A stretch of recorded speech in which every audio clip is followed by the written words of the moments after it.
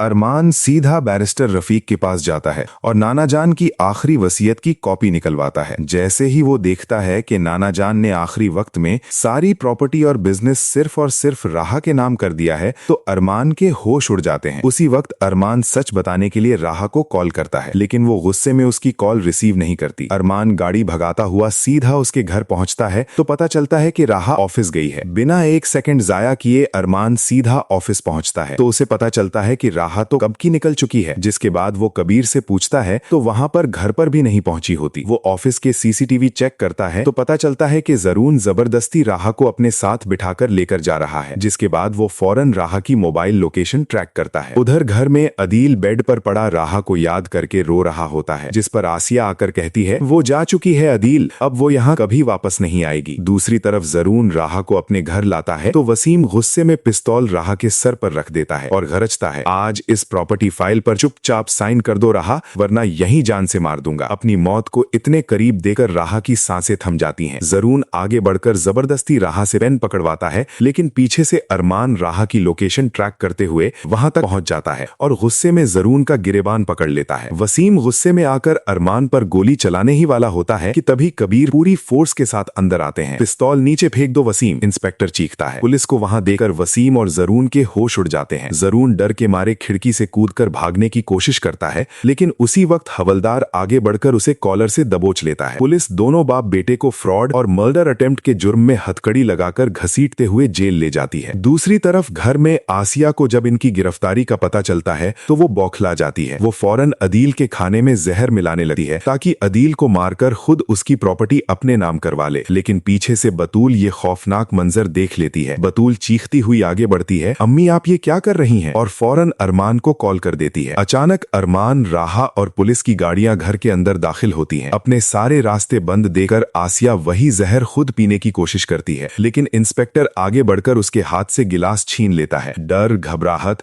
और अपनी बर्बादी का सदमा आसिया बर्दाश्त नहीं कर पाती और उसे उसी वक्त एक शदीद हार्ट अटैक आ जाता है। आसिया का चेहरा टेढ़ा हो जाता है और वो हमेशा के लिए व्हील चेयर पर पैरालाइज हो जाती है। उसके किए की सजा उसे फौरन मिल जाती है और पुलिस उसे अरेस्ट कर लेती है। इन सारे जालिमों के खात्मे की खबर सुनते ही अदील अंकल पर एक अजीब सा असर होता है और उनकी बीमारी अचानक ठीक हो जाती है। वो खुद अपने पैरों पर चलकर बेड से उठते हैं। अदील रोते हुए आगे बढ़ते हैं और अरमान को अपने सीने से लगा लेते हैं। अरमान बेटे, तुमने आज इस मजबूर बाप का सब कुछ बचा लिया। तुमसे सच्चा और बहादुर इंसान मेरी राहा के लिए कोई नहीं हो सकता। राहा भी अपनी गलतियां पर शर्मिंदा होती है और रोते हुए अरमान से माफी मांगती है। तभी अदील अंकल फौरन काजी साहब को घर बुलवा लेते हैं। सबकी आंखों में खुशी के आंसू होते हैं। काजी साहब दोनों से पूछते हैं, क्या आपको ये निकाह कबूल है? अरमान और राहा एक दूसरे की तरफ मुस्कुराते हुए देखते हैं और एक साथ कहते हैं, हमें कबूल है। इसके बाद उन दोनों की शादी मुकम्मल हो जाती है। तो दोस्तों, क्या आप इनका बेबी देखना चाहते हैं? और क्या बतूल ने अपनी सगी माँ आसिया का सच पुलिस को बताकर सही फैसला किया